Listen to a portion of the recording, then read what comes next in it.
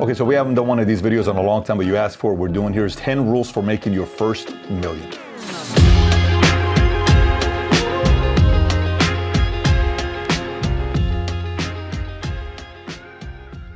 Okay, so let's get right into it. There's 3 different ways to do it. One is the fast method, the other one is the average method, and the other one is the slow method. The fast method, you'll make your first million within 5 to 10 years. High risk, high chaos, low quality of life for 3 to 5 years. You're maybe a startup founder, maybe a salesperson, sales leader, but a lot of pressure is on you, and you're working 80 hours every single week. You're working on Saturdays, a little bit of Sunday, and you're going on this for like 5 to 10 years, okay? So the second one is the average method, takes 10 to 20 years. Here's how this looks. You're mid-level risk type of a person. Your supporting role in a chaotic environment with a decent life, meaning you don't want all the pressure to be on you. You don't want to be the person that 24/7 you're on call. People are calling you. This didn't work. That didn't work. You're having dinner with your wife. You don't want that. You're okay with having some of it, but not full-on founder, and you're okay with that. You do have equity. Maybe in a startup that you have an equity in the company. Eventually, maybe you earn that equity in the company. That is your way of making the money. Or you're a salesperson that's very good in being a great market. You're very good with clients. You eventually make your first million. Last but not least is the slow method. Takes 20, 30, 40 years. This is little to no risk. You have a balanced quality of life. You come home at 5 o'clock every night, maybe 6 o'clock every night. You invest in a fund, maybe $300 a month at 12% rate of return over 30 years, which ends up being a little over $1 million.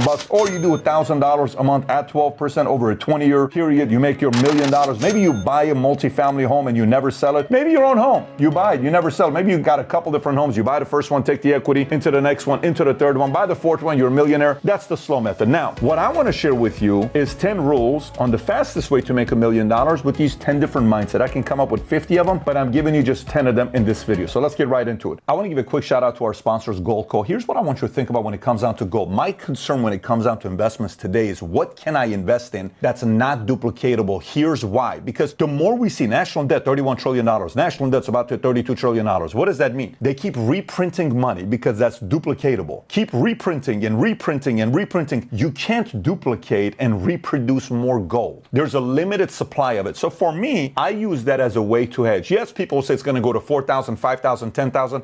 I'm not here to make any predictions. What I will tell you is what I did is I invested a small percentage of my money into gold just in case. Just like I own a lot of life insurance, I also own gold. So if you do want to kind of hedge yourself against what could happen with inflation as well as what's happening with the economy today, I suggest you consider Goldco when it comes down to buying your gold. So Vitamin viewers could get up to $10,000 in free silver and a free 1-ounce silver Ronald Reagan coin with a qualified order. Call them today at 855-594-2758. Again, 855-594-2758, or click the link below, goldco.com/PBD. Here's the first one. At the beginning, say yes to everything, because later on, you're going to have to say no to almost everything. Here's what I mean by it. Hey, we're having this thing going on Friday night. There's going to be 100 people there. I want to invite you to come out and networking. Great. You're like, I really don't want to go, but you go. Hey, this Saturday afternoon, we got this one thing going on. Yes, no problem. Obviously, outside of what your core business is that you have responsibility and commitments to, don't drop your core responsibility of running a company. Hey, you want to meet this person? Let's do Zoom. Do you want to meet that person? Let's go meet him. You want to have a cup of coffee? Yes. I was doing 6 o'clock breakfast at Denny's, 7 o'clock breakfast. Like literally my 6 a.m. meeting would go till 7. My 7 a.m. breakfast would show up. On the first one, I would have eggs. On the second one, I would have steak at Denny's in the same exact table. Then 8 o'clock, he goes to work. I go to my office. I have a meeting. Then I have a lunch appointment. I have 3. I was, yes.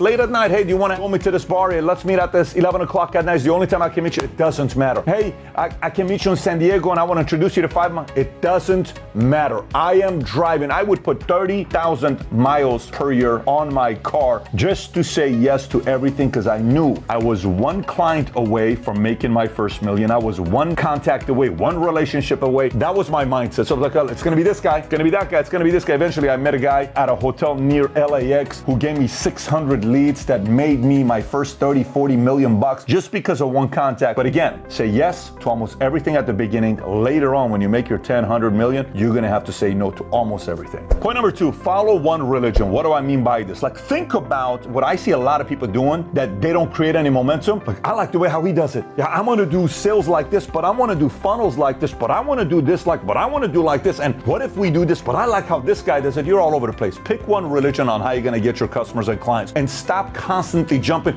Oh, you guys do it this way? Oh, I'm going to coach you. Oh, I'm going to go. You're not creating any momentum. Momentum is created from sticking to one philosophy and constantly fine-tuning your philosophy and then constantly jumping all over the place every time you see a new video with a new YouTuber that gives you a new idea, you switch your philosophy of doing things. You hurt yourself by doing that. Pick a religion, stick to it, drive that philosophy until you create momentum. Point number 3 is leverage. Leverage is key. And by the way, what I mean by leverage is leverage salespeople, leverage the right funnels, leverage the right contacts, leverage the right relationship. It doesn't matter. Your main thing is to leverage. It could be leveraging somebody else's money. It could be leveraging somebody else that gave you an investment to help grow your business at the beginning. It doesn't matter. If you want the faster way, the key is to have some leverage. You only have a certain amount of hours you can work in a week. I would sit there and I would say, okay, I got 80 hours to 100 hours I can do. How can I leverage this to be 100 hours? Well, what if you got 2 salespeople that do 50 a week? Okay, great. How can I leverage? Everything was about leverage, leverage, leverage. So the ones that get there the fastest typically have the right leverage, tools, technology, software. It doesn't matter. Think, ask yourself,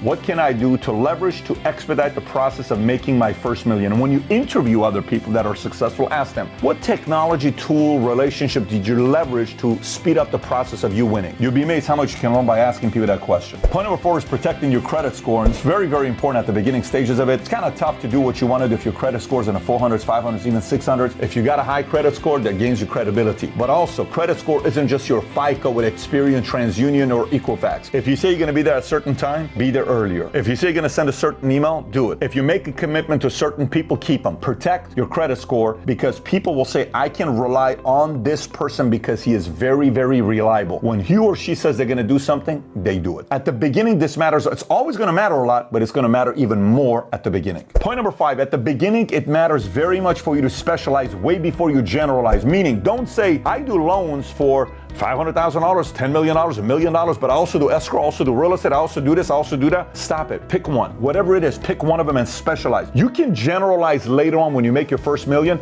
but one of the biggest mistakes to make before you make that is to constantly try to generalize. Specialize. One product, one niche, one market. Master that, then generalize if you need to, but at the beginning, specialize. Point number 6, stop waiting for customers to come to you. They're not going to find you. It's your job to go find them, meaning prospecting's got to be to the roof. Back in the days, I would go put fish bowls and I would give away dry cleaners and I would put it up in 5 different places. I would go to the local Subway, Quiznos. I'm going to give away 10-foot-long sandwiches for somebody that drops their business cards. I would call one of them winners, send it to them. Everybody else would love to take you out to lunch. I'm a local business owner wanting to build relationship with yourself. It doesn't matter what I was doing, but today, here's what I'd be doing today. So let's just say I live in a big city. Let's pick LA, okay? Let's pick Dallas. And Dallas Metropolitan is the big city, right? But I would go and look at the hashtags on Instagram outside of Dallas, say I'm a realtor. Let's say Addison. I would go to the hashtag Addison, Texas. There aren't a lot of people that are gonna put a hashtag Addison, Texas. But then I would go on that hashtag Addison, Texas, and I would see people that just use that hashtag and I would network with them. Hey, picture posted with the Cowboys jersey. Hey, man, love the Cowboys jersey you got on. Great to see another Cowboys fan. And then you put those things out there, then you DM them. So what do? I noticed you. I'd love to get together with you and talk to you and tell you what I do. And you tell me, no problem. And then maybe if you're real estate, you're developing relationships through that. Maybe you're insurance, maybe you're finance, maybe your product is something else. But there are so many ways to prospect today. Instagram, Twitter, LinkedIn. To say prospecting has become easier than ever before is an understatement. But you can't sound like everybody else. You got to figure out a way to do it in a more creative way. It's almost like how a lot of people say, well, you know, he was kind of sliding in my DMs. If you slide in people's DMs as a customer like everybody else is doing, they're going to find that right off the bat. You have to have a creative way to get to them where almost they're asking you, what do you do for a living? But anyways, if you want to make your first million the fastest, prospect, prospect, prospect. Do not wait on people to find you. You go find them. Point number 7, make a list of the top 50 influencers you want to get close to and then put a strategy on how to get close to them. Let me give you an example. So let's just say hypothetically, you live in Kansas City and there's this realtor that's doing $3.2 million income last year and everybody knows who he is, right? How do you get close to that person to have lunch or coffee with them, okay? Maybe you're in real estate and you want to get close to the top 3 influencers who are in accounting and they run an accounting firm and you want to get close to these guys because accountants have clients who may want to purchase a home and so that's your way of getting close to these these influencers. I put a list together of the top 50 influencers I wanted to get close to, and then strategy on how to get close to each one of them in my own creative way. Once I got in front of them, you don't ask for nothing. You don't sit there and say, let me tell you, here's what I'm looking for. No, all you say is, how can I help you? You give them contacts, you gift them a book, a relationship, and then gradually they're gonna say, what do you do? Once they ask you what you do, you tell them, here's what I do, X, Y, Z, and then they say, now I have somebody I want to introduce you to. Fantastic. But in a subtle way, you protect and you water these influencer relationships. The more you water them, the more you water them, the more you water them, all of a sudden, 5 of them are going to give you context that's going to change your life, and that's exactly what happened to me. Hang tight for this next one. It's going to take me a minute to explain to you, but it's going to make all the sense. For the right person, this may be the only point you'll remember. I'm working at Bally's. Bally's changes their comp plan. This is 20 years ago, 23 years ago. They changed their comp plan. Guys that were making 150 are now making 50. Everybody's looking at going elsewhere. This is when Bally's went bankrupt. 24-Hour Fitness and LA Fitness bought a bunch of Bally's. These 5 guys, I'm one of them, we're all looking to see where we're going to next. One guy goes into real estate, works with this guy, picks up great habits from this guy, makes 10 million, does very well, invested into real estate. He's doing good now, makes, a few $100,000 per year off his investment properties. He's very happy, he's chilling, he did the right thing. 10 years, he went on a 10-year run, he did good. The other 2 guys went after a cool guy to duplicate, who would always go to this club called Garden of Eden. Coke, drugs, X, everything. They duplicated, oh, I closed this much money, but let's go do this, let's go do that, let's go do that. These 2 guys were beasts. I'm talking beasts of competitors. 2 of my favorite guys in a company that we were friends with. So they went and worked under that guy for 2 or 3 years. The next thing you know, they're starting their own company. Guess what they're doing? The same exact thing, except worse. One went to jail, one lost 3 of his houses, a bunch of the Rolls Royce that he owned, one got deported, tax situation, ugly situation. Good people duplicated the wrong habits. I chose to go to a different route, and I had, good examples that I work with, a lot of personal life examples, those things, the things that matter the most, values, principles, all that other stuff. That is almost as important creating your wealth as it is, I'm going to work with a guy that's making millions, because you need the right principles. It's not just about making the money, it's also about keeping the money. More is caught than taught. If you do choose to work under somebody that's very, very good at what they do, how they live their personal lives matters just as much as how much money and success they have. This next one is so simple, but it's so hard to do. Track your savings and your expenses. Let me explain to you what I mean by this. It was as simple as, for me, I liked a lemonade, but I would drink water and I would put lemon in it and sweeten and low and turn that into a lemonade. Tastes the same, but I saved myself $2. So if you did that 3 times a day, $6, over 300 times a year, you understand $2,000. What's $2,000? It was so, I was driving a Ford Focus with $250,000 in the bank, and everybody's asking me, why the hell? I eventually had to get a call from one of my chairmen who called me and said, Patrick, it's embarrassing. Go buy yourself a nice car. I said, I don't want to. I'm saving the money. Why would I do it? Trust me, people are thinking you're broke. I said, I just show my statement. I'm not broke. Can you just get a car? Finally, I bought a car, because for me, I understood. Cash is king. Cash allows me to work with a lot of confidence. And if you're trying to grow at the beginning stages of it with opportunities come along, every 18th of the month, I would run my credit score. I would track all my savings, all my funds, my investments, my expenses, my credit cards with the highest paying, everything. Every single 18th, I would do this report with myself on this Excel spreadsheet